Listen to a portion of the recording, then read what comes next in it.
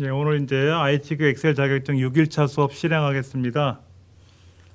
이제 지난 시간에 뭐를 했는가 봤더니 이제 우리 B 작업 데이터 입력하는 과정을 했었고요. 인쇄물 이제 오른쪽 페이지 상에 있는 1 작업에 있는 조건을 보면은 모든 글꼴을 굴림으로 바꾸고 11포인트 가운데 맞춤을 하고 그 다음에 제목 도형 그리고 결제란 만들어서 복사 기능을 이용해서 붙이면 되고 주황색 색깔 붙이고 하는 거 했었어요.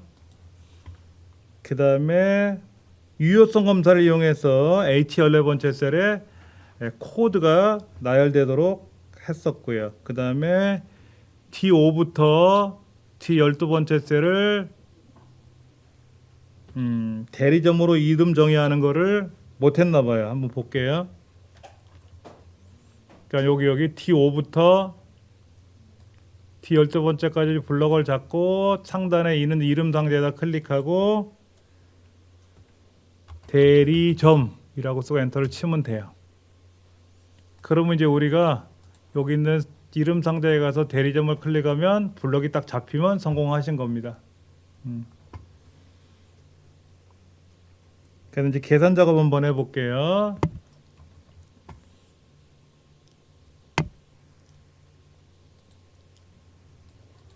자, 문제지가 이렇게 나와 있습니다. 1에서 6번 셀은 반드시 주어진 함수를 이용해서 값을 구하시는데 함수를 사용하지 않고 직접 결과값을 직접 입력하면 0점 처리됩니다 라고 되어 있고요. 6개 계산 문제 끝에는 마지막 7번째는 이제 조건부 서식이 들어가는 거는 같이 해보면 되니까는요. 한번 제가 문제를 풀어 나가도록 할게요. 메모장에다가 이제 열어놓고 보여드리면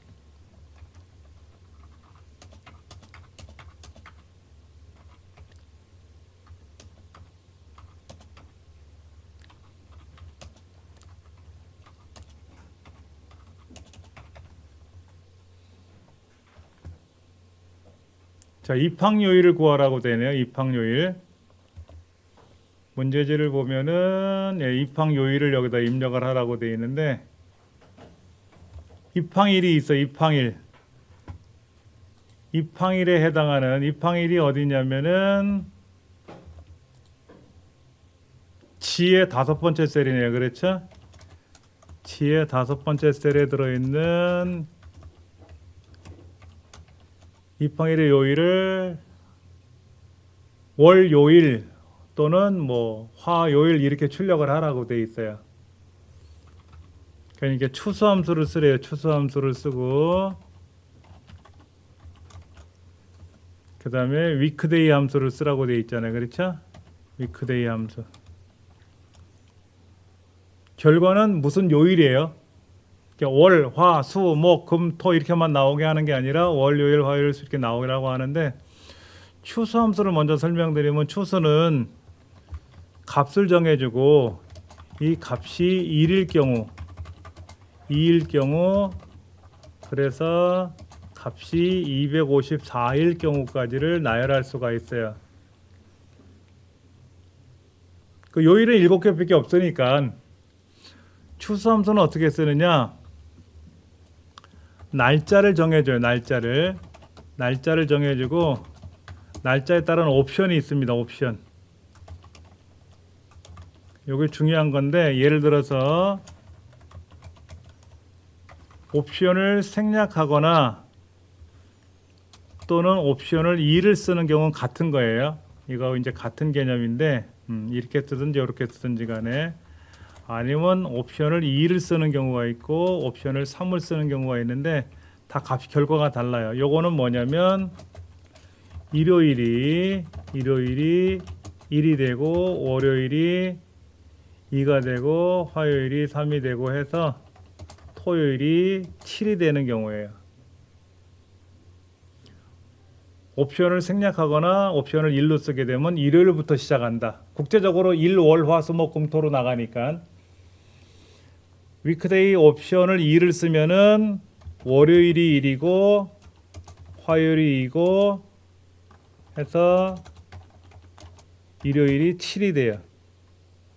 옵션 3을 쓰면 월요일이 0이고 화요일이 1이 되고 일요일이 6이 되는 겁니다. 그러니까 추수함수하고 위크데이를 결합을 하면 는 추수 위크데이 날짜 입항일이죠. 입항일을 쓰고 옵션을 1로 쓸 거냐 2를 쓸 거냐 여러분이 정하시면 돼요. 옵션 1을 만약에 1로 쓰게 되면은 그래서 1이면 일요일이면은 월요일 화요일 수요일 제가 한 칸씩 안 띄우는 거는 보기 좋으라고 띄는 거고요. 저도 시험 볼 때는 띄어쓰기 안 합니다. 목요일 금요일 토요일 이렇게 쓰면 되겠죠. 그러니까 추수해서 함수 한번 괄호 열었고 위크데이에서 한번 열었기 때문에 위크데이 괄호 닫고 마지막에는 추수 괄호를 닫아주는 건데 괄호를 안 닫고 엔터를 치면 엑셀이 알아서 닫아줍니다. 근데 이거를 요거를 빼버리고 얘를 빼버리고 마지막에다가 앰퍼샌드를 써서 요일을 쓰면 어떻게 될까요? 요일을 쓰면 그러면 요일, 금, 요일하고 출력이 되겠죠. 근데 이렇게 쓰시면 틀리는 거예요. 왜? 앰퍼샌드 연산자를 쓰라는 말이 없었어요. 여기에 추수하고 위크데이만 쓰라고 했지 앰퍼샌드 기호를 쓰라는 말은 없었거든요. 근데 시험이니까는 이렇게 쓰면 되지만 여기 답이 되겠지만은 실무에서는 이렇게 써야 간단하지. 근데 이거를 옵션 2를 쓰면 어떻게 될까요? 옵션 2를 쓰게 되면은요 월요일부터 출력되는 거잖아요. 월요일부터 월, 화, 수, 목, 금, 토, 일 이렇게 출력되는 거예요. 그러니까 이렇게 답을 하시든 이렇게 답을 하시든 둘 중에 아무것도 둘 다 정답입니다. 근데 옵션 3을 쓸 수가 없어요. 옵션 3을 쓰면 월요일이 0인데 추수는 0번째라는 말이 없어요. 추수는 결과나 이 첫 번째, 두 번째, 세 번째, 네 번째 이렇게 나가야 되기 때문에 위크데이의 날짜에 따른 옵션 3은 추수함수랑 결합할 수가 없다. 그러니까 이렇게 쓰셔도 정답이고 이렇게 쓰셔도 정답이다. 단 앰퍼샌드 연산자를 쓰면 간편해지는데 업무에서는 이렇게 쓰시는 게 효율적이지만 자격증 시험에서는 이런 걸 쓰면 안 된다. 앰퍼샌드 연산자 사용이라는 말이 없기 때문에 쓰면 안 된다. 이렇게 생각하시면 됩니다. 그러니까 이제 이렇게 저는 오랫동안 해왔으니까 이게 척척척 진행되는데 이제 경험이 많지 않으시면 이게 척 한 번에 답이 나오기가 쉽지가 않아요. 근데 추수가 나오면 위크데이가 자연스럽게 나올 수밖에 없어요. 우리 시험에서는. 그러니까 얘는 시험에 나올 확률이 한 7, 80%. 그러니까 외우셔야 돼. 그러니까는 시험장에 가면 어린아이들이 야, 선생님이 지난 시간에 얘기했던 거 다 나왔지? 그러는 거지. 제가 얘기하는 거 시험에 다 나옵니다. ITK 시험이나 컴퓨터 활용 능력 자격증 시험에는 함수는 정해져 있어요.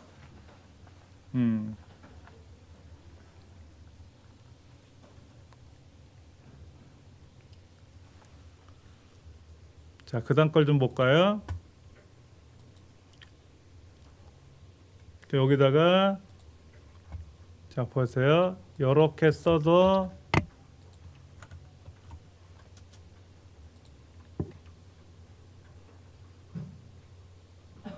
입항일이라고 쓰니까 틀렸다. 입항일이 아니라 뭐를 써야 돼? 입항일이 아니라 G5를 써야지. G5. 그러니까 조금 전에 이런 오류가 났어요. 샵 네임. 그렇죠? 보세요. 샵 네임이라고 떴잖아요. 못 알아보는 글자가 있네라고 오류가 뜬 거야. 걔 가서 봤더니 이팡일이라고 썼잖아. 이팡일이 아니라 T5셀인데 T5셀 떴지. 그러니까 이렇게 하시던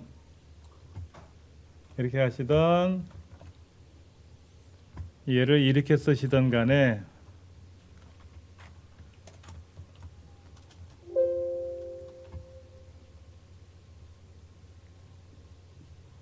얘는 또 뭐가 오류가 났다고 삑거리는 거야?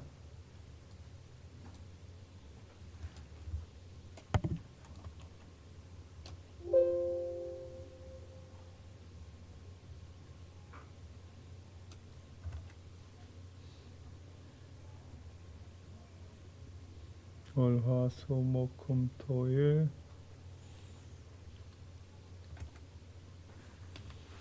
는 추수 위크데이 입항일, 이 딸은 월요일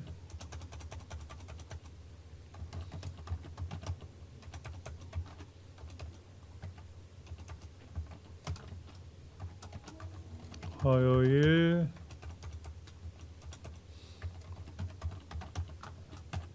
수요일 목요일 금요일 토요일 일요일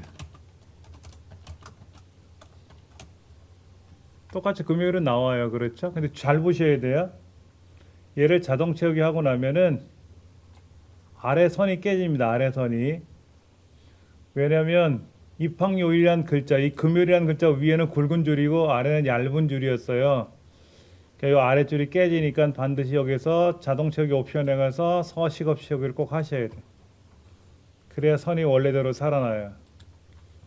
그럼 제가 아까 썼던 글자랑 뭐가 틀린가 한번 비교해 볼게요. 이 글자랑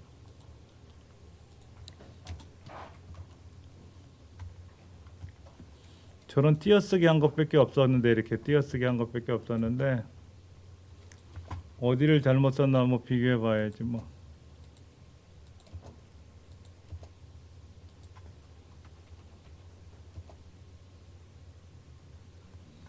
추수, 위크데이, G5, 2, 월, 화, 수, 목, 금, 토, 일 똑같은 글자죠.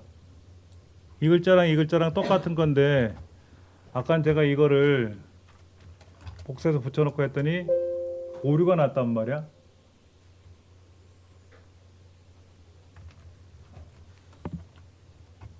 그러니까 이 자동 채우기 했을 때 중요한 게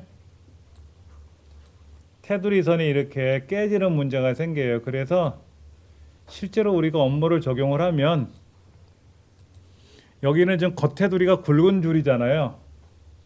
안에는 얇은 줄이고 겉에는 굵은 줄이 들어가서 보기 좋게 하려고 한 건데 저도 경험적으로 업무를 처리하다 보면 어떻게 하냐면 그냥 전체를 다 얇은 줄로 처리해요. 얇은 줄로 이렇게 다 해요. 그리고 나서 다 끝나고 나서 여기다가 뭐 색깔을 넣던지 그 다음에 겉테두리에다 굵은 줄을 한번 더 누른다든지 뭐 그렇게 하는 거지.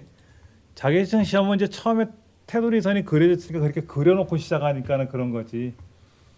그러니까 자동 채비할 때 이게 불편한 거야. 근데 업무는 이렇게 먼저 선을 그리고 모양을 꾸며놓고 업무를 처리하지는 않아요. 데이터를 입력하고 계산 작업하고 그냥 보여드리기가 좀 밋밋하니까 색깔 좀 예쁘게 꾸며 보려고 그렇게 하는 것뿐이지 뭐. 자, 그 다음 문제 볼게요. 비고 항차, 이 항차에 대한 순위를 내림차순 순위를 구하래요. 는 랭크.eq 랭크.eq 가로 열고 순위를 계산할 값 그리고 참조 범위 그리고 옵션. 문법은 이렇게 돼 있어요. 그 옵션은 뭐냐면 큰 게 1등이냐 작은 게 1등이냐. 근데 보편적으로 내림차순이 보통 1등 하거든. 큰 게 1등을 하니까 생략해도 되는데, 그 다음에 이제 여기다가는 몇 위라는 메시지를 출력해야 되니까 여기다가 앰퍼샌드 몇 위 이렇게 출력해주면 1위, 2위, 3위, 4위 이렇게 나오겠죠. 한번 직접 계산해 볼게요. 는 랭크.eq 이때 항차 클릭하고 컴마 항차 범위 쭉 설정하고, 이때 중요한 거는 이 범위 참조 범위를 설정해 줬는데 얘는 항상 여기에 있어야 되거든요. F4번 키 누른다. 그러니까 랭크 함수 할 때는 반드시 F4번 키가 들어간다라고 생각하시면 돼요. VLOOKUP 할 때도 또 들어가는 게 있고. 그리고 컴마를 찍으면 내림차순으로 순위를 구할 건지 오름차순 순위를 구할 건지 물어보는데, 우리는 내림차순 하라고 분명히 써 있었잖아요. 그렇죠? 내림차순 하라고 했으니까 내림차순 더블 클릭하면 생략해도 되고 해도 되고 안 해도 되고 하니까, 이렇게 엔터 치면은 이것만 나오니까 요 뒤에다가 앰퍼샌드 몇 위라고 출력해 주면 나오는 거지. 그럼 마찬가지로 자동치역이 쭉 훑어주면 선이 또 깨진단 말이야. 그렇죠? 그러면 자동치역 옵션에 가서 서식 없이 치역을 누르면 정확한 결과가 나오더라.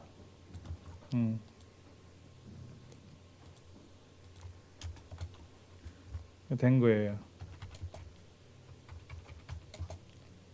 그러니까 이거는 요거를 생략해도 되고 콤마 0을 써도 되고, 또는 0 대신에 false라고 써도 되는데 false 귀찮으니까 그냥 0 쓰면 되고 안 써도 되고.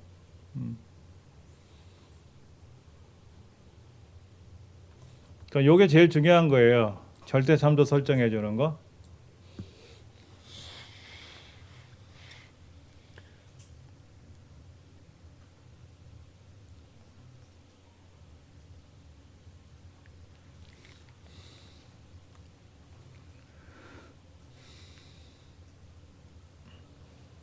(3번은) 출제위원이 거저먹기 점수를 줬네.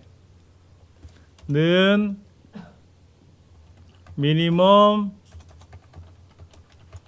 범위 설정해주면 끝나. 이름은 끝나는 거야. 여기다 클릭하고 는 min 가로 열고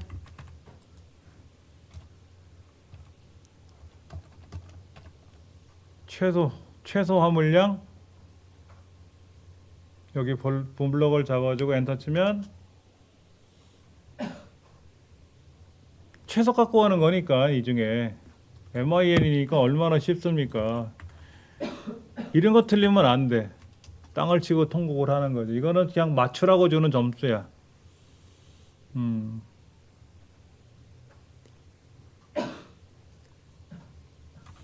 그 다음에 이제 4번 문제는 는 count if인데 조건부 개수란 말이에요. 범위에서 조건에 해당하는 게 몇 개가 있느냐라고 물어보는 거지. 그러니까 여기 대리점이 이렇게 있어. 이 중에서 승호회원이라고 되어 있는 게 몇 번? 하나, 둘, 세 번 나오네. 그렇죠? 근데 여기는 범위가 뭐야? 정의된 이름이니까 대리점이죠. 대리점. 그리고 조건은 뭐냐면 승호해운이라고 되는 거죠. 한번 써볼게요. 그럼 여기다가 는 count if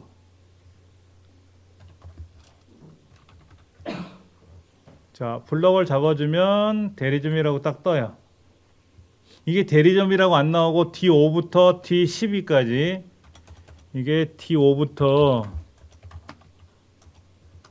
D10이라고 나오게 되면 이름 정의를 안 한 거야. 그 사람은. 분명히 위에 이름 정의하라고 돼 있잖아요. 데이터 입력 조건 마지막에 D5부터 D12번째 영역에 대해서 대리점이라고 이름을 정의하라고 돼 있는데 이게 마우스로 블럭을 잡아주면 자연스럽게 대리점이라는 이름이 나타나야 돼. 이렇게. 그러면 이름 정의가 된 거야.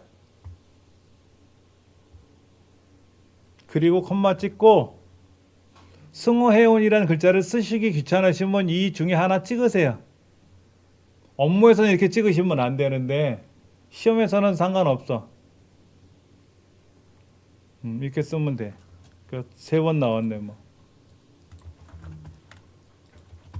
이렇게 썼어. 이렇게.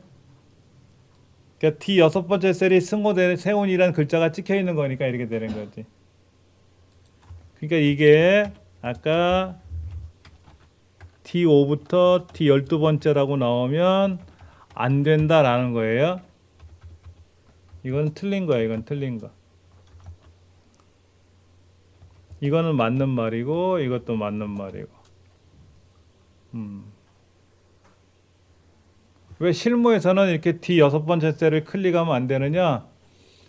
얘가 승호해운이라고 되어 있지 가나다 해운이라고 될지 바뀔 수가 있단 말이야. 대리점 명칭이.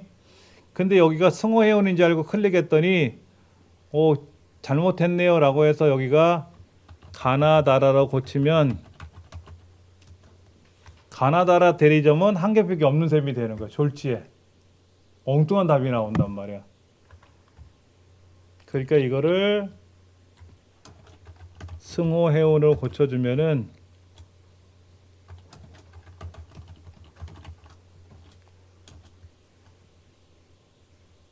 답이 되는 거죠. 이렇게 하셔야 돼.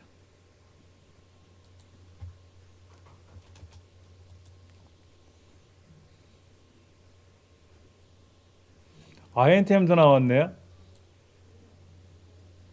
소수점 아래는 버리고 정수를 구하시오라고 했는데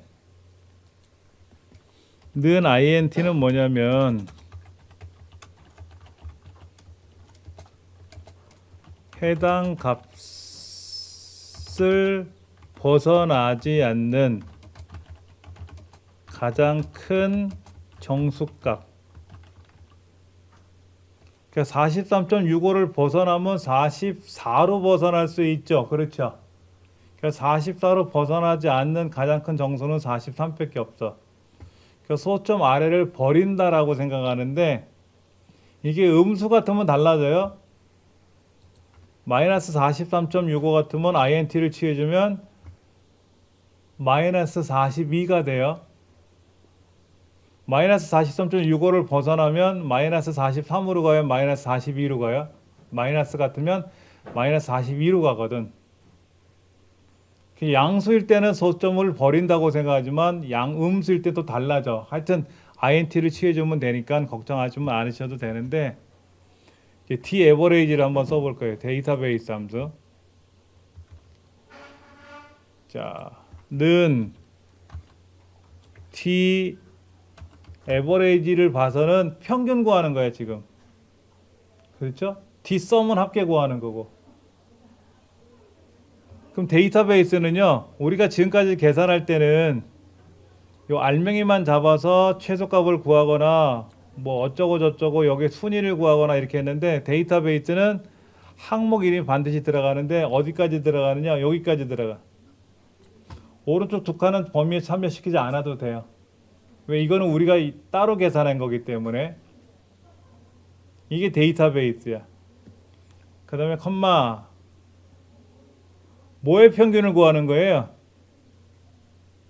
항차의 평균을 구하는 거죠. 항차.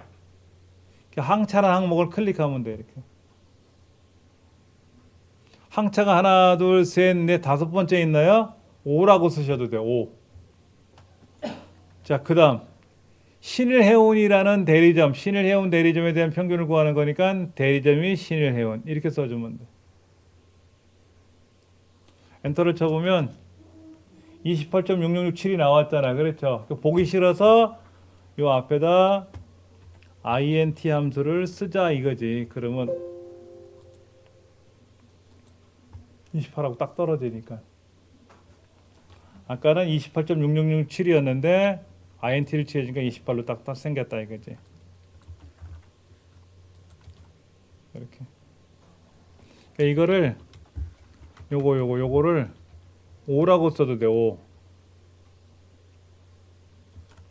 이거를 뭐라고 써도 되냐면 항차. 아까 그 문제가 항차에 대한 평균 구하니까는 항차라고 직접 항목을 직접 쓰셔도 돼. 직접 쓰셔도 되고 그 항차 항목 셀을 클릭해도 되고 그것이 여기서부터 시작해서 하나, 둘, 셋, 넷, 다섯 번째니까는 5라고 쓰셔도 되고 상관없습니다. int는 앞에다 취해주면 되니까.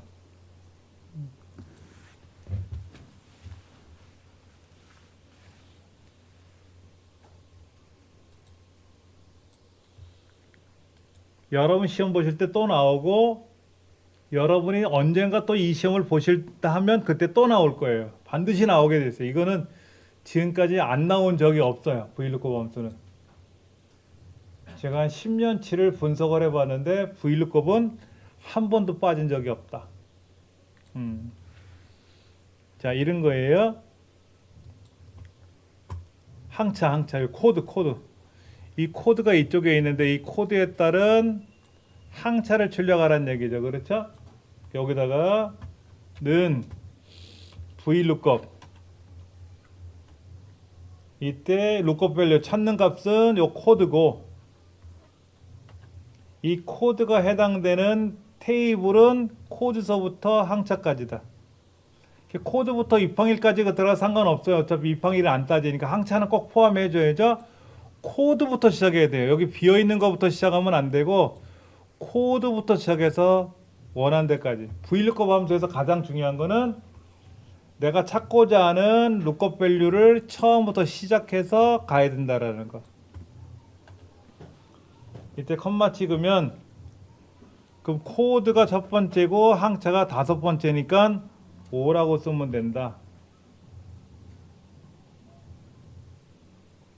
그 다음에 컴마 찍으면 무조건 정확히 일치. 벌써 딱 이건 고정되어 있는 답입니다. 이렇게 쓰시면 정답이에요.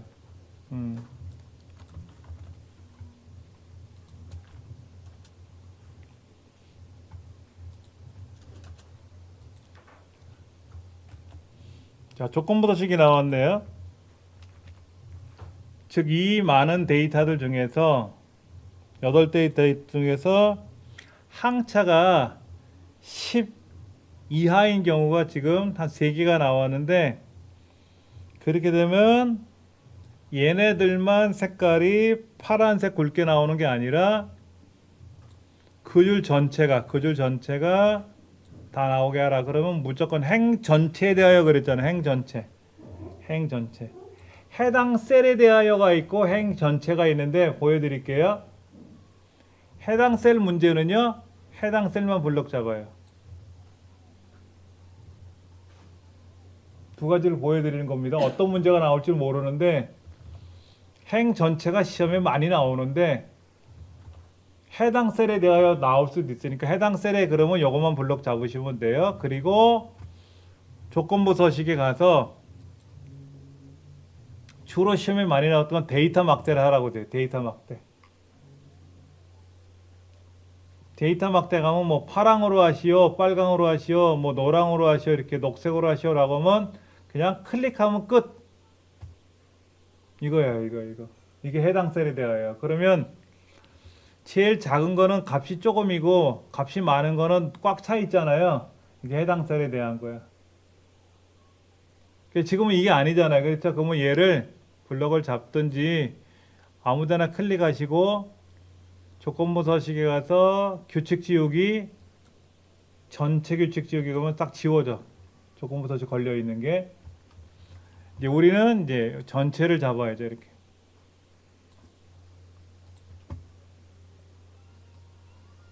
소요 R이라고 썼네 여기 또. 아유.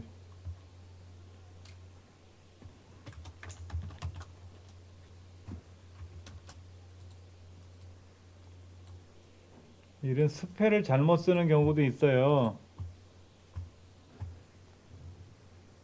이렇게 R이라고 썼네 제가. 이거 R을 쓰면 틀린 문제, 틀린 거예요. 자, 이렇게 이제 범위를 설정해주고 조건부 서식에 가서 클릭하고 새 규칙 그리고 수식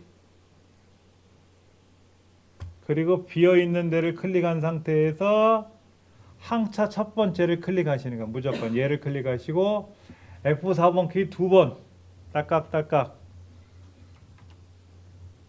그 10 이하라고 썼으니까 작거나 같다 10 작다 같다 10이라고 이렇게 쓰셔야 돼요. 요거를 요 조건을 요거 수식을 쓸 줄 아셔야지.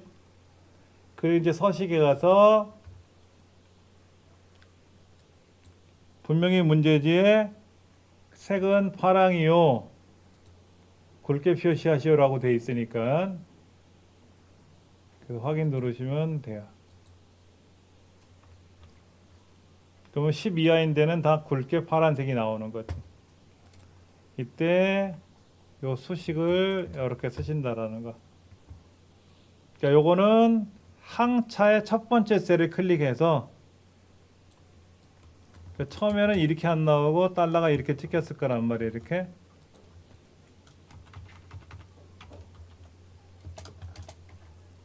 F4번 키를 2회 눌러서 2회 눌러서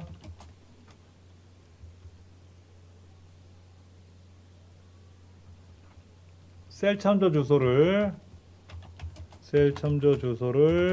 변경 후에 수식을 완성하면 된다. 여기까지 하면 500점 만점 중에 240점. 그러면 여러분은 자격증은 이제 3등급으로 C등급으로 합격을 하신 상태고 그 다음부터는 수월해요. 계산 작업이 점수가 점수 받기가 어렵다고 하는 거지. 계산 작업 다 하고 나면은 그 다음부터는 뭐 여유 있게 작업이 수월하겠죠.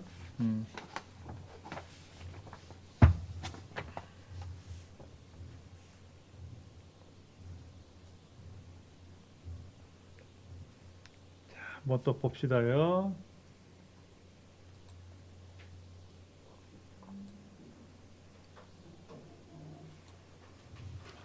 이 작업도 볼게요. 이 작업에는 어떤 내용이 들어가냐면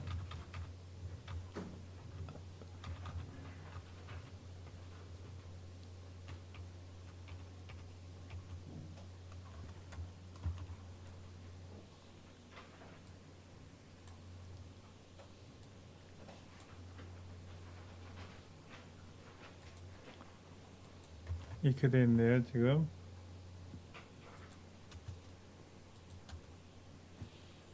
제2 작업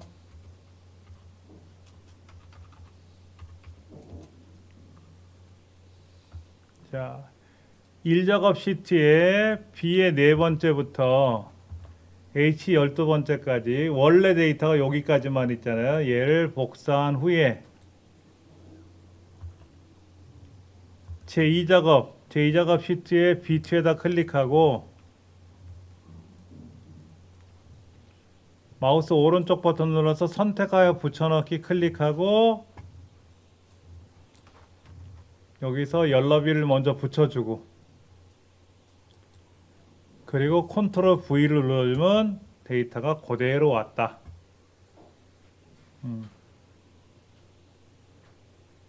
조건부 서식까지 그대로 다 따라왔어요. 그런데 조건부 서식을 나중에 했어. 제출하기 직전에 보니까 조건부 서식을 내가 빼먹었네 라고 해서 여기다 조건부 서식 걸었어. 그런데 이 작업에는 안 걸려 있잖아요. 그러면 감점이야. 1작업에는 했으니까 점수를 주는데 1작업 거를 복사해서 2작업에 붙여넣기 했는데 조건부 서식이 안 붙었잖아요. 그러니까 2작업 붙여넣기가 감점이 되는 거지.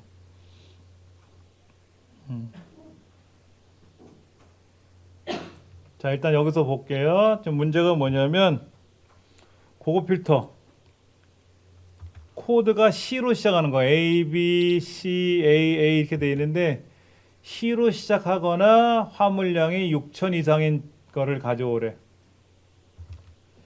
그러니까 코드 화물량, 이 코드란 글자랑 화물량이란 글자를 여기 B14번째 셀에다가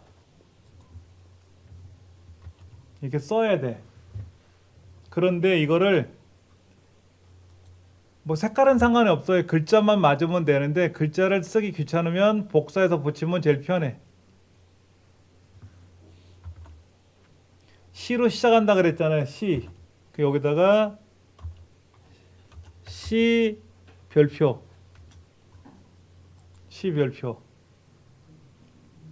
그러니까 C 별표라는 건 첫 글자는 C요 나머지는 아무거나 다라는 뜻이고 6,000 이상이니까 여기다가는 크거나 같다 6,000.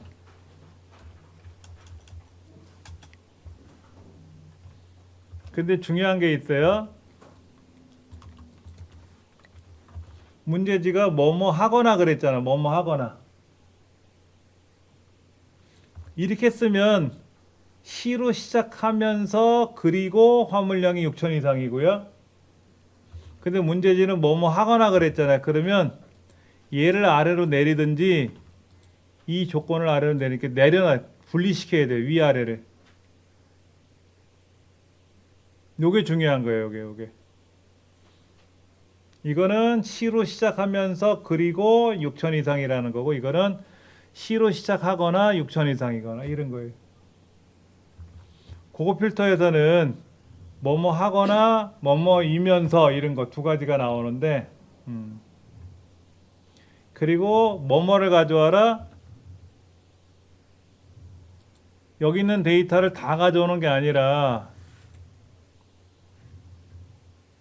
코드, 선박명, 항차, 화물량 요 네 가지만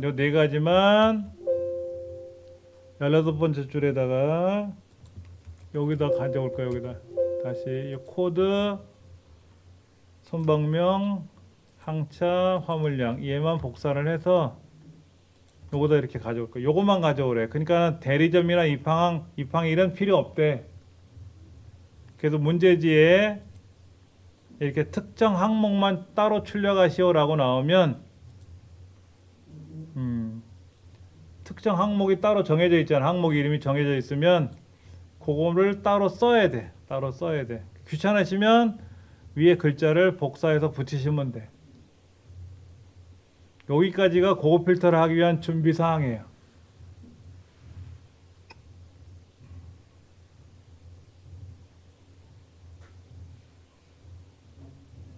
그 다음 볼게요.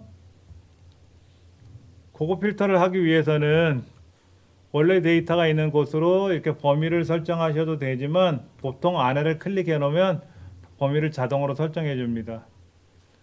데이터 메뉴에 가서 고급 필터 자동으로 범위를 설정해 줘요. 다른 장소에 우리가 복사할 겁니다. 이 복사되는 위치는 아까 우리가 이렇게 설정을 해줬어요. 이렇게 복사 범위는 조건 범위는 이렇게 조건 범위를 설정해 줬거든. 이렇게 확인 눌러주면 예, 3건이 나왔네. 3건이. 그러니까 C로 시작하는 거 하나밖에 없어요. 그렇죠? C로 시작하는 건 하나밖에 없어.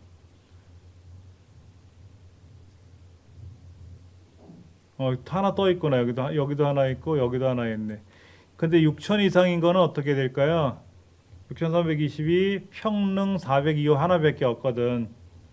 비천 107호는 3,640밖에 안 되잖아요. 그렇죠? 그러니까 얘는 해당 사항이 없는데 얘가 아니라 이렇게 조건을 걸었기 때문에 희로 시작하는 거 2건하고 하나 2건하고 그 화물량이 6천 이상 되는 거는 전곡 7,800짜리 있으니까 그래서 3건이 나온 거지.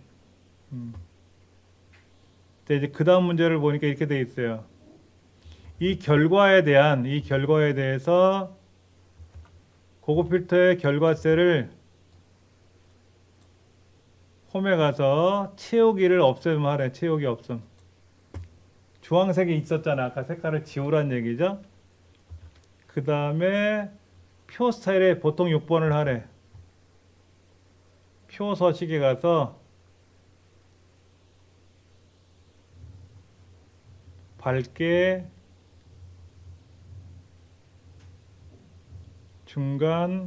중간이 표 스타일 보통 1, 2, 3, 4, 5, 6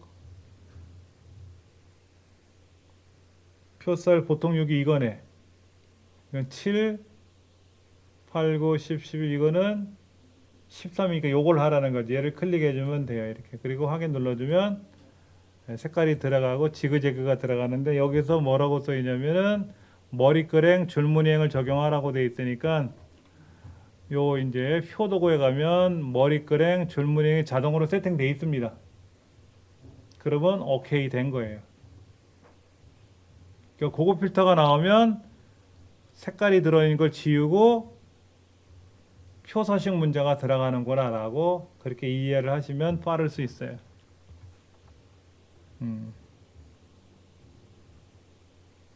그렇게 해서 이제 답은 해결이 됐습니다.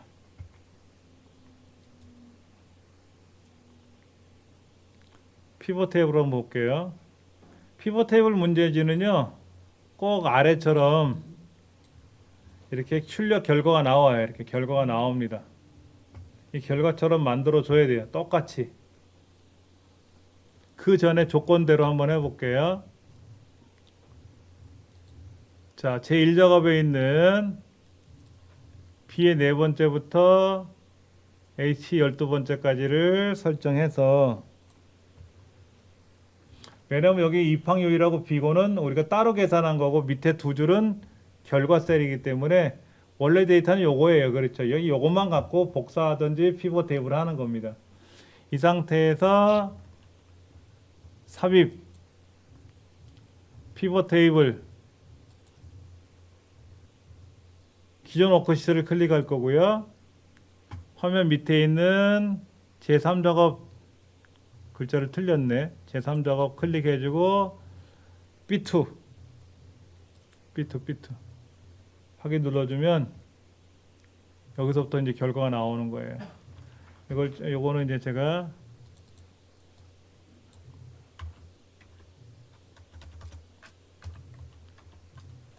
왜 B2냐? 문제지 보니까 B의 2번째부터 색깔이 약간 푸른색 배경이 들어가 있잖아요. 그러니까 B2부터 결과가 들어간다라고 생각하시면 돼.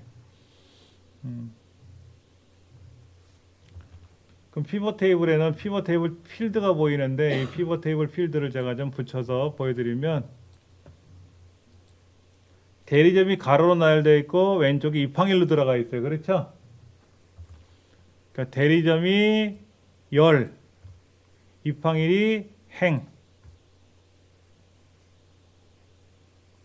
그 다음에 결과를 보면은 선박명의 개수와 화물량의 평균이 결과에 들어갔어요. 그럼 선박명을 끌어다가 시그마 값에 넣고 화물량의 단위 톤을 끌어다가 시그마 값 밑에 놓으시면 돼. 그런데 선박명은 글자니까 자동으로 개수로 뜨는데 화물량은 숫자잖아요. 그렇죠? 숫자라서 합계가 나와. 합계.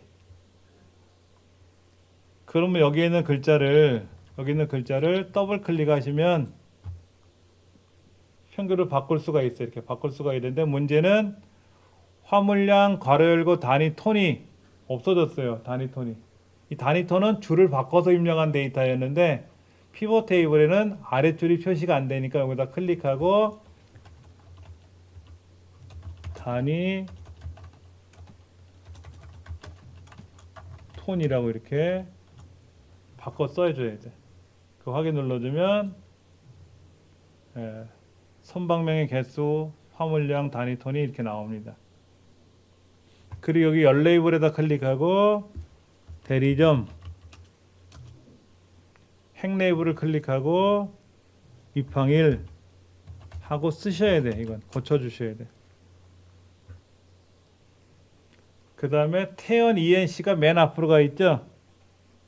태연 ENC가 맨 앞으로 가 있잖아요. 그럼 태연 ENC라는 글자를 클릭하고 이 녹색 테두리 선을 마우스로 끌어다가 승호 회원 앞으로 끌고 가면 통째로 이전됩니다. 이동됩니다.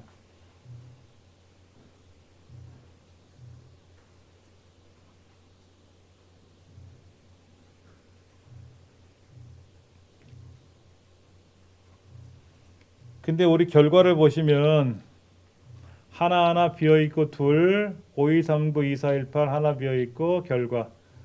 근데 우리 책에는 문제지에는 비어있는 셀에 별표를 2개 찍으라고 돼 있어요. 비어있는 셀은 별표 2개가 찍어야 되고요. 셀 병합 및 가운데 맞춤 항상 시험에 나온다고 지난 시간에도 말씀을 드렸고요. 행의 총합계를 열의 총합계를 지우든 행의 총합계를 다 지우든지 간에 이게 꼭 나온다 그랬어요. 설정하는 방법 알려드릴게요. 자, 피벗 테이블 분석 디자인 메뉴가 떠 있는데 피벗 테이블 분석에 가시면 왼쪽에 옵션이 있어요. 옵션에 가셔서 레이블이 있는 셀 병합 및 가운데 맞춤 해주시고 비어있는 셀에다 클릭하고 별표 2개 찍어주시고 유형의 필터에 가서 행의 총합계는 빼주시고 확인 눌러주면 이렇게 돼 있어요. 이게 아까 레이블인 셀 병합을 안 해주면은요 얘가 따로따로 나와요. 따로따로 이렇게. 근데 여기가 우리가 셀 병합한 것처럼 보기 좋게 나왔거든요. 근데 이제 문제는 얘들이야. 얘들. 이 결과 있잖아요. 이 결과를 블럭을 잡고 홈에 가서 가운데 맞춤 쉼표 스타일. 그러면 별표는 가운데, 숫자는 오른쪽 벽으로 붙을 거라.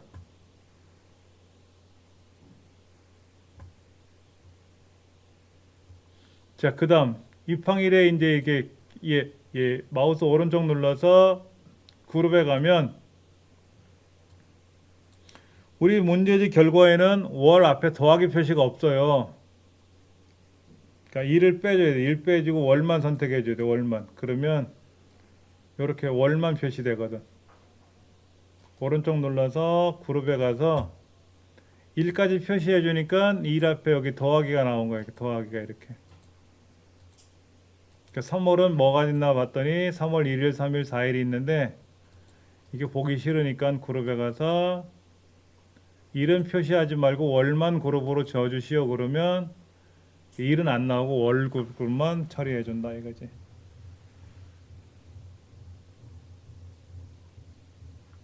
그 다음에 우리 문제지에서 요구하는 게 나머지 사항은 아래 출력 형태와 맞게 작성하시오라고 돼 있잖아요. 그렇죠? 그게 뭐냐면 아까 했던 요 결과치를 블럭을 잡아서 가운데 맞춤한 거 하고 쉼표 쌀 찍어준 거 그거예요. 그러면 5009 승호 회원이 또 오른쪽으로 갔구나.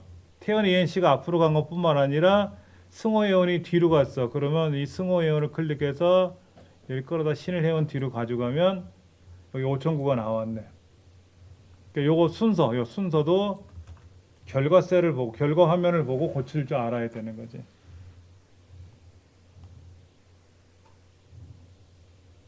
물론 정렬 작업을 해서 가능도 하는데 시간이 많이 걸려. 귀찮아져. 그냥 마우스로 드래그하면 돼.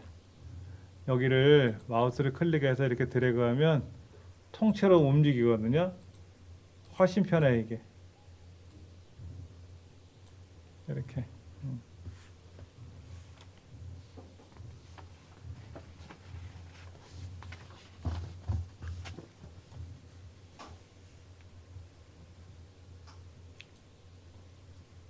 자, 이제 그 다음에 이제 차트 나왔네요. 차트.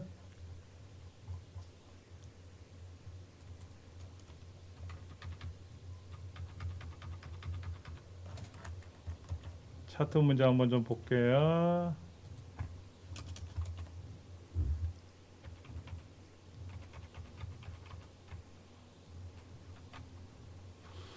차트 문제가 100점짜리입니다. 100점. 그러니까 500점 만점에 100점이면 뭐 점수가 높은 셈이에요. 아까 피벗 테이블은 80점이고 고급 필터는 필터 미서식 80점이에요. 그러니까 어떤 거 하나 소홀히 할 수는 없어요. 자, 그래프는 엑셀에도 그래프 시험이 나오고 파워포인트도 시험이 나오고 아래 한글에도 그래프는 꼭 나와요. 그러니까 결론적으로 그래프는 반드시 우리가 알아야 된다. 아래 한글 그래프나 엑셀 그래프하고 파워포인트 그래프는 똑같습니다. 특히 파워포인트 차트 이 그래프 기능은 따로 없어요. 그래서 엑셀에서 가져오거든요. 엑셀을 배우신 분들이 파워포인트를 배워두시면 이 그래프는 쉽게 하실 수가 있어요. 자, 제 1작업에 가서 자, 결과를 볼게요. 결과. 신일 해운 및 승호 해운 두 개 이 해운에 관한 데이터만 갖고 하는 거죠. 그러니까 신일 해운과 승호 해운. 그러니까 대리점이 신일, 승호, 신일. 또 승호, 신일 요거만 갖고 하는 거예요. 거기에 따라서 뭐를 가져올 거냐면 밑에 보시면 화물량과 항차만 가져오래. 그러니까는 이 항차가 이렇게 들어가고 하나 건너뛰고 들어가고 화물량이 이렇게 들어가고 하나 건너뛰고 이렇게 들어가. 그러니까 이게 데이터야. 이게 데이터. 이 데이터를 이 출력 형태를 보고 설정할 줄 알아야 되는 거예요. 제목을 보면 어떤 데이터를 가져와라 하는 게 나올 거고 이 안에는 숫자 데이터가 뭐 있어요? 항차하고 화물량 두 가지밖에 없잖아요. 굳이 날짜를 가지고 차트에다 집어넣을 일은 아니니까 그냥 이제 웬만하면 그냥 이렇게 다 대리점 블럭 잡고 항차 블럭 잡고 화물량 블럭 잡으면 태원 ENC는 안 가져올 거거든. 그러면 거기서 또 분리하기 귀찮으니까 처음부터 대리점이 신일, 승호, 신일 컨트롤 키 누른 상태에서 승호, 신일 그리고 항차도 이렇게 잡아주고 하나 건너뛰고 두 개 화물량도 하나 건너뛰고 두 개 이런 식으로 블럭을 잡아줘야 돼. 그게 이제 이렇게 이 출력 형태를 보고 한다는 얘기예요.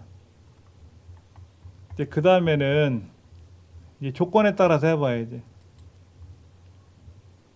이렇게 범위를 설정했잖아요. 그렇죠? 이렇게 범위를 설정했으니까 묶음새로 막등을 할 거예요. 얘를 그대로 두고 삽입에 가서 차트에 가면 추천 차트 옆에 이렇게 사각형 막대 그래프가 있는데 이게 묶음새로 막등 이겁니다. 얘를 클릭하시면 돼요. 끝났어요. 그럼 이거를 여기 이 차트가 결과 차트를 클릭하고 차트 이동을 누르셔도 되고 여기다 마우스 오른쪽 눌러서 차트 이동 누르셔도 되는데 상단에 차트 이동 누르셔가지고 요거를 뭐로 고쳐라? 제4 작업 하고 고쳐 써서 확인 누르시면 돼요. 그러면 1작업에서 명령을 걸었기 때문에 1작업 왼쪽에 4작업이 생깁니다. 근데 이대로 제출하시면 0점 처리된다 그랬잖아요. 그랬죠? 그래서 우리 문제지를 자세히 보시면은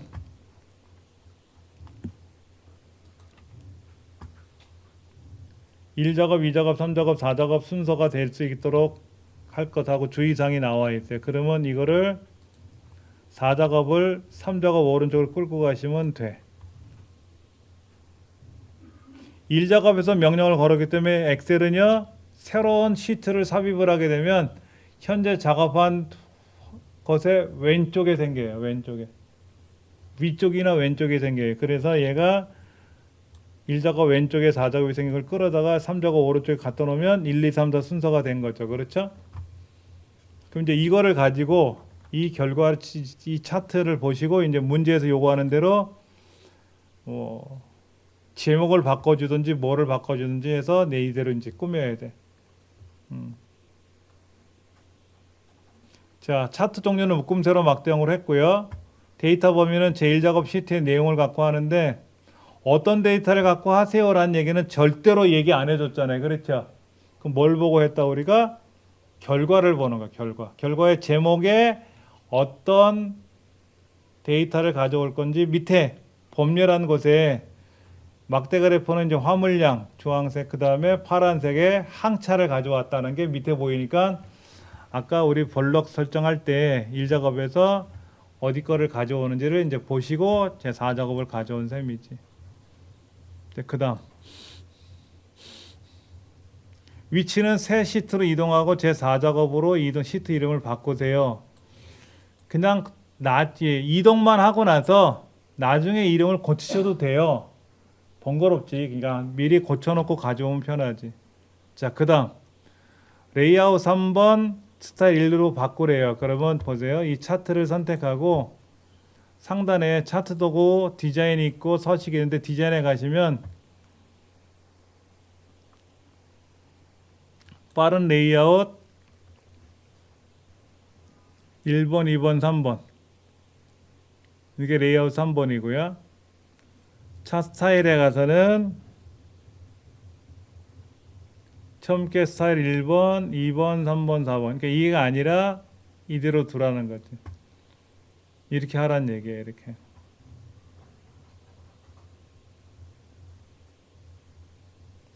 그 다음에 이제 여기서 요구하는 세밀한 것들이 있네요.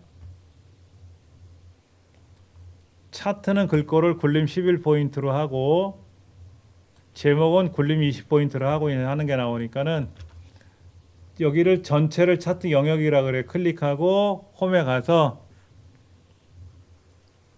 굴림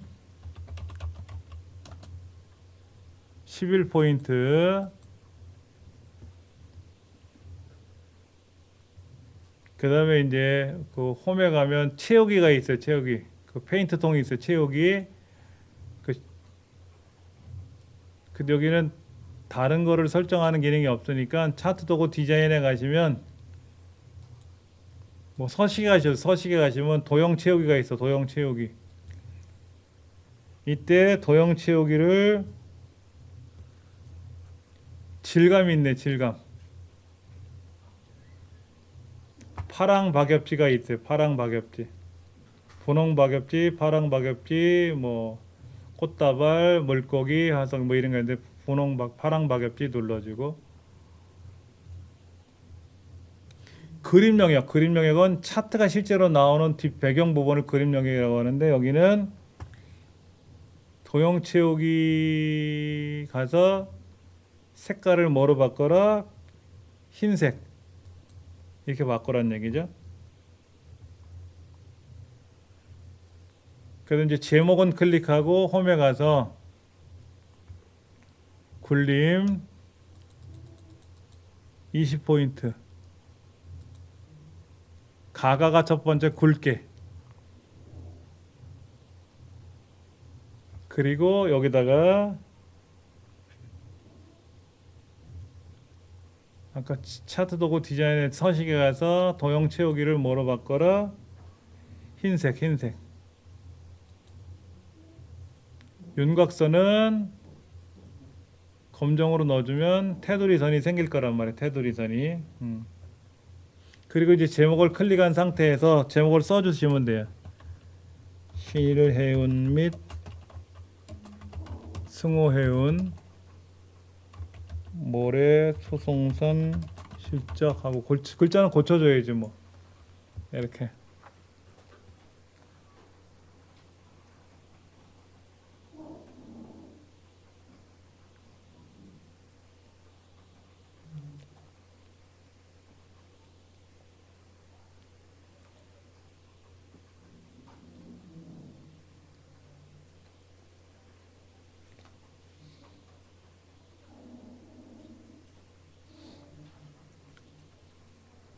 나왔죠, 이렇게. 그럼 이제 그게 여기까지 한 거예요, 여기까지. 7번 서식 할 건데, 자, 우리 차트에 보면 항차가 먼저 있었죠. 데이터를 보면 항차가 앞에 있고 화물량이 뒤에 있어요.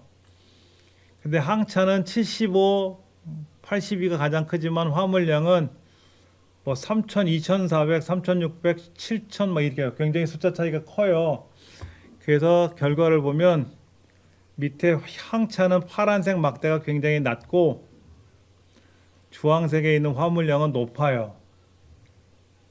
그러니까 하나는 값이 크고 하나는 값이 낮으면 그래프상에서 비교하기가 너무 어려운 거야.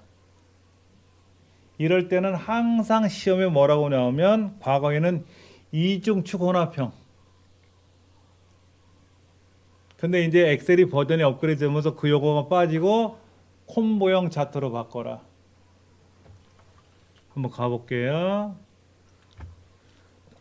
차트 종류 디자인에 가면 차트 종류 변경하라고 나와요. 이때 이중축 저기 뭐 꺾은 선을 선택하는 게 아니라 밑에 콤보라고 있어. 콤보. 이때 뭐를 바꾸라고 되어 있냐면 항차 계열이 있고 화물량 단위 톤 계열이 있는데 항차 계열의 차트 종류를 뭐로 바꾸라고 써 있어요? 꺾은 선 중에 네 번째가 표식 있는 꺾은 선입니다. 항상 꺾은 선은 네 번째 것만 선택하면 돼요. 얘를 선택하고요. 얘를 그대로 하시면 안 되고 보조축으로 꼭 하라. 보조축. 확인 누르면 왼쪽에 있는 숫자 다시 가볼게요. 제가 아까 뭐를 잘못한 것 같은데 콤보에 가서 항차를 하고 보조축으로 넘기면 잠깐만 둘 다 꺾은 선으로 가면 안 되는데 왜 둘 다 꺾은 선으로 갔을까? 콤보에 가서 항차를 꺾은 선 보조축 화물량은 막대 그래프. 아, 제가 아까 처음에 꺾은 선 한번 이렇게 눌렀었잖아요. 그게 입력이 들어간 것 때문에 속색했나 봐. 콤보에 가서 항차는 꺾은 선이고 화물량은 그냥 막대형. 그리고 항차는 보조축. 그러면 왼쪽에 파란 이 녹색 이 주황색 막대 그래프는 왼쪽의 숫자를 보면 되고 항차 이 꺾은 선 숫자는 오른쪽의 숫자를 보면 되는 거예요. 바뀐 거예요, 이렇게.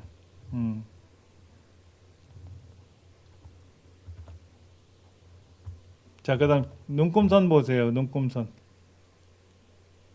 이 가로 눈금선 보이시잖아요. 가로 눈금선. 이 가로 눈금선이 실선이 아니라 파선으로 바꾸래요. 그러면 눈금선을 더블 클릭하시면 돼요. 그럼 오른쪽에 이렇게 뜹니다. 이 중에서 겹선 종류, 대시 종류가 있는데 대시 종류에 가시면 실선, 점선, 네 번째가 파선이에요. 파선. 파선으로 바꿔주면 화면에서 약간 흐릿하게 점점점점 이렇게 빗나가는 것처럼 보일 겁니다. 이게 파선으로 바꿔주래요. 지시하는 대로 해줘야 돼. 그래야 점수를 받을 수가 있으니까. 그 다음에 이제 꺾은 선의 표식이 세모. 이 꺾은 선 있잖아요. 꺾은 선을 클릭하면 이 계열이 바뀌는 곳마다 이렇게 여기 상단에 이렇게 뭐가 이런 식으로 이렇게 생겨요. 이렇게 생겨요. 그걸 표식이라 그래. 표식. 그 개를 꺾은 선을 더블 클릭하면 이제 오른쪽에 그렇게 뜹니다. 이쪽에 선 표식을 가야 돼. 표식 옵션에 가셔서 기본 제공이 이렇게 동글뱅이로 되는데 기본 제공을 클릭해서 얼마로 뭐로 바꿔라? 세모. 크기가 5가 아니라 10. 이렇게 삼각형은 좀 크게 나타난다는 얘기죠. 그리고 얘는 그대로 두시고 그냥 나오셔도 되고요. 답답하시면 닫으시면 됩니다. 아까보다 이 표식이 커졌어요. 또 뭐가 남았나 볼까요? 이 레이블 값이 남았네. 레이블 값. 이 출력 결과를 보시면 7820이라는 값이 나와 있잖아요. 이 7820이라는 건 화물량의 값이겠지. 화물량. 자, 중요한 거 볼게요.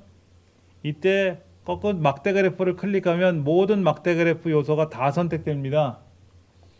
이때 신을 해온 거 처음 거를 다시 클릭하면 나머지 요소는 선택해서 해제가 되고 처음 거만 선택이 유지가 돼요.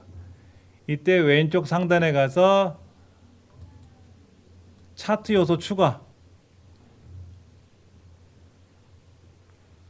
네 번째에 있는 데이터 레이블 바깥쪽 끝에 그 뒤에 위에 값이 나올 거예요.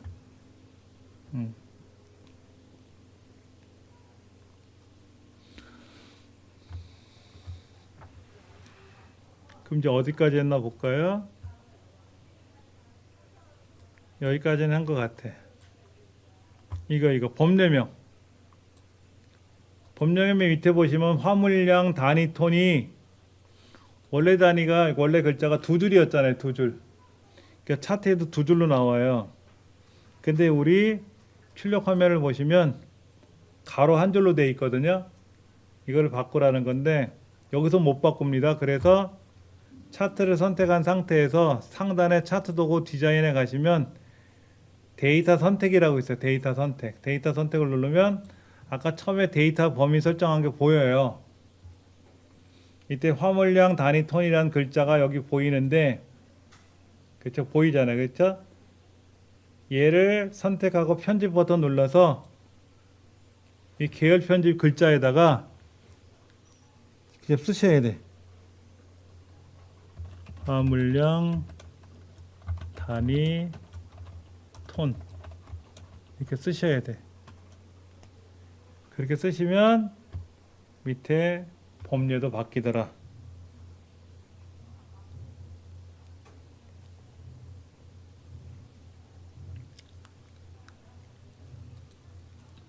이 법례 바꾸는 거는 어디 가서 했다고요? 아까 데이터 선택에 들어가서 법례명 선택하고 편집 버튼 눌러서 직접 고쳐 쓰시는 게 고쳐 쓰시는 거.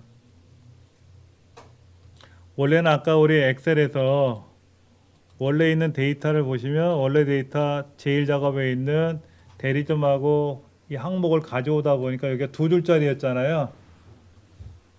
그러니까는 차트에도 두 줄 그대로 나와요. 근데 이를 한 줄로 바꾸라고 하는 거죠. 차트 시험에는 얘가 꼭 나옵니다. 법률명 변경하라고 나오는 게 꼭 나와요. 차트에서. 그러니까 엑셀에서는 이렇게 한 줄로 된 데이터도 있지만 두 줄로 데이터들이 있단 말이야. 꼭 이렇게 두 줄로 입력을 시켜. Alt 엔터 누르면 두 줄 바꾸는 거 아시잖아요. 그렇죠? 그 다음에 이제 차트에서 얘를 한 줄로 바꿔라라든지 이런 거.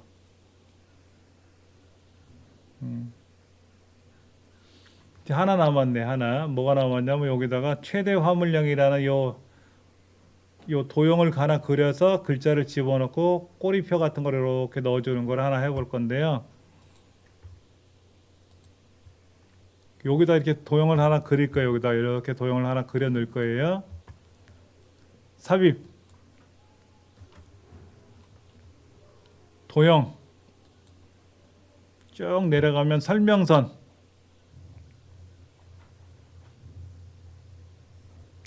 모서리가 둥근 둥근 사각형. 두 번째 설명선의 두 번째가 그거네. 얘를 선택해서 여기다 이렇게 그려주세요. 이렇게 그려주셔. 근데 이 도형이 커가지고 꺾은 선을 가리거나 그러면 감점돼요. 요 정도. 그리고 주황색 조절점을 이렇게 이동을 하면 어디를 가리키게 가능하거든.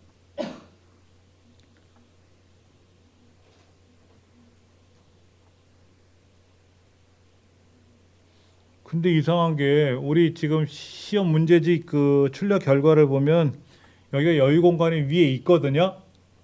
문제지에는. 근데 우리 화면에는 안 보이니까 그냥 이대로 쓰시고 최대 화물량이라고 고쳐 써보세요. 최대 화물량인데 최대 한 칸 띄고 화물량.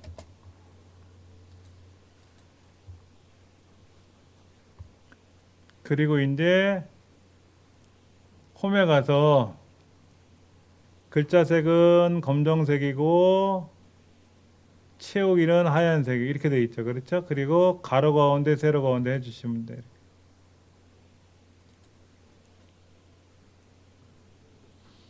근데 이 꺾은 선이 너무 올라왔다. 숫자를 잘못 썼나? 잠깐만요. 7820 5064 632 4366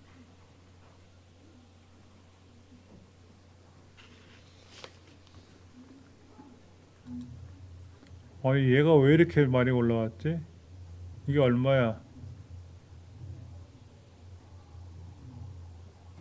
82양차? 82가 맞나? 우리 화면상에서는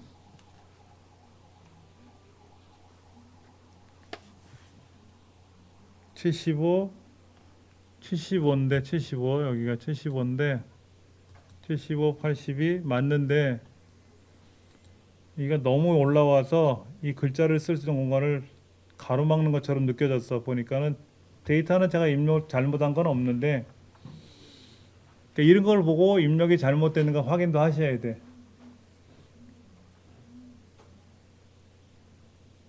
(82양차) 맞아요. 지금 전혀 문제가 없던 것 같아. 그 처음 거는 75, 그러면 82, 75, 82 이상 없이 잘 입력했다. 그 다음에 이제 이 도형 최대 화물량이라는 글자에 대한 따로 규격은 없죠. 딱 봐도 하얀색 바탕에 검은 글씨잖아요. 그렇죠? 이제 그것만 맞추시면 돼. 글꼴이나 크기는 지정을 안 했으니까 그냥 기본 엑셀에 주어지는 상태로 해주시면 되고 왼쪽에 숫자가 9,000까지가 있고 오른쪽은 100항차까지가 있어요. 그렇죠? 다른 건 특별히 선볼 건 없을 것 같아. 그러면 이제 문제지 우리 작업한 1작업, 2작업, 3작업을 보면서 잘못 입력한 게 있나? 피벗 테이블 결과는 문제에서 요구하는 대로 그대로 출력이 되는지 확인하고 차트 이상이 없는가 확인하면 이제 최종적으로 파일에 가서 저장을 하고 그리고 실제 시험 문제에서는 시험 화면에서는 여기에 답안 전송하는 게 있었다 그랬잖아요. 그렇죠? 여기 있잖아. 우리는 지금 없이 연습했지만 그 답안 전송 눌러주면 돼요. 그럼 감독관이 5분 남았습니다. 작업 저장하시고 전송해 주세요. 그리고 이제 1분 남았습니다 하고 저장하고 전송하다 보면 갑자기 화면이 하얗게 변해요. 아무것도 안 움직여요. 그러면 이제 시험이 끝났구나 생각하시면 됩니다. 그럼 감독관이 이제 뭐 이상한 문제 생겼으면 얘기해주고 그렇지 않으면 이제 개인 소지품 정리하시고 퇴실하도 좋습니다. 그럼 짐 싸들고 나오시면 돼. 나와서는 뭐 빼먹었는데 이런 생각 말씀하지 마시고 그냥 집으로 오시면 돼. 빼먹으면 어떻게 할 거야? 다시 들어가서 할 수도 없잖아. 그러니까 그런 연습을 많이 하셔야 돼, 댁에서. 그러니까 저는 ITQ 엑셀 자격증을 모르는 거지 엑셀을 모르는 건 아니었잖아요. 근데도 엄청 겁을 막 떨었었어요.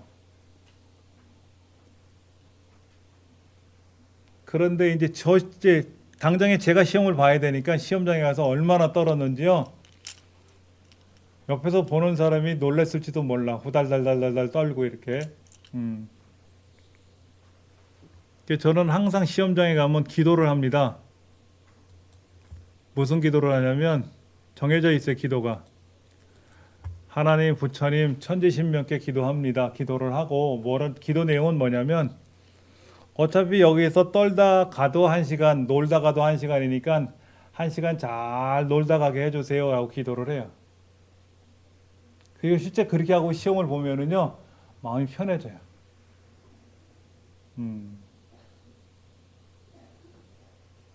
간절함을 갖고 시험을 이렇게 보시면 떠는 것도 줄어들더라고 실제로. 이게 처음에는 못 모르고 시험 보니까 떨면서 시험을 봤는데 못 견디겠어. 점수가 낮으면 다음에 또 시험을 봐야 된다는 부담감도 생기고 하니까는. 근데 그때는 500점이 아니라 한 400, 한 30점 맞은 것 같아. 뭐 틀린 건 있겠지. 그래서 이제 합격 발표 날 때 보니까 A등급으로 합격을 했더라고, 다행히도. 점수는 기억이 안 나요. 그래서 이제 1교시, 2교시 보고 다음 달에 또 다른 과목 2과목을 봐서 4과목 자격 합격하고 그렇게 해가지고 이제 현재 6개까지 취득을 했는데 이제 2과목 더 시험을 볼까 말까 고민을 하는 겁니다. 저는 지역은 여기는 아니에요. 송파 지역은 아니니까 너 접수라면 저는 양천구에다 접수를 하겠지만은 여러분 사시는 그 ITQ 그 시험 보는 홈페이지 알려드렸잖아요. 거기 들어가셔갖고 여러분들 시험 장소에 맞는 기관을 선택하셔갖고 지역을 선택해서 접수하시면 됩니다. 그게 어디 있나 볼까? KPC 자격센터에 가서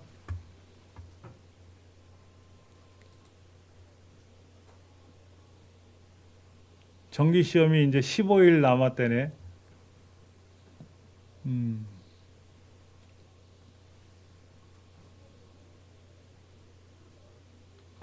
이게 뭐야? 정보올림피아드.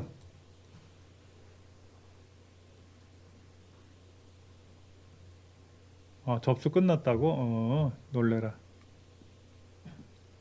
여러분 정보 올림피아드 들어보셨죠?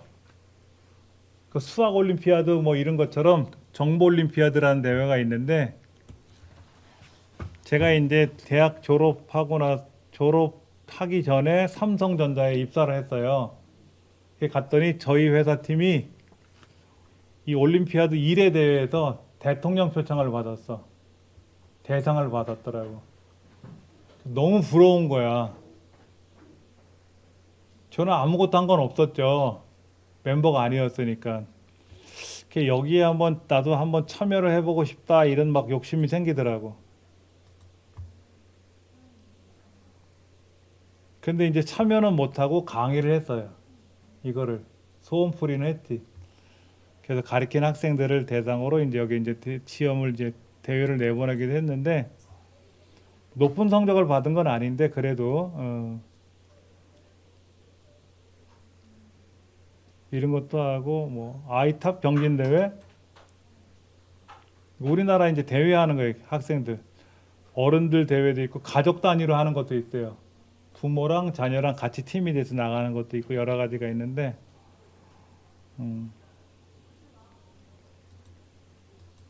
여러분 뭐 이게 중요한 게 아니라 ITQ 자격 시험이 중요한 거니까 ITQ 이제 공부하셔가지고 여기 보시면 보여드릴게요. 자료실에 가시면은요 밑에 기출문제 샘플 문제라고 있습니다. 그래서 ITQ를 검색을 하시면 ITQ 이제 여기에 엑셀 문제 및 답안 5회차 시험 이 나와 있어요. 5월달이니까 이번 달이었잖아요. 둘째 주에 시험을 보니까 시험 보고 나서 화요일이면 문제지가 공개가 돼요. 여러분 시험 보러 가시면 여러분 인쇄지 나눠드린 것처럼 문제지가 흑백으로 나오는데 시험지를 갖고 퇴실을 못해요. 두고 나와야 돼. 근데 이제 시험 보고 나서 이틀 후면은 문제 공개되니까 문제지 공개된 걸 보시고 이제 내가 뭘 잘했나 못했나 신경 쓰지 마세요. 어차피 그 성적 결과 나올 때 점수가 다 나오고 어디를 틀렸나 그것까지 다 공개가 됩니다. 제가 요거는 인쇄해서 드릴 거니까 마지막 주차에 그렇게 할 겁니다. 자, 이제 다음 투어번에는 이제 시형 문제를 갖고 할 거예요. 다음 시간에는 이제 시형 문제를 입력을 하고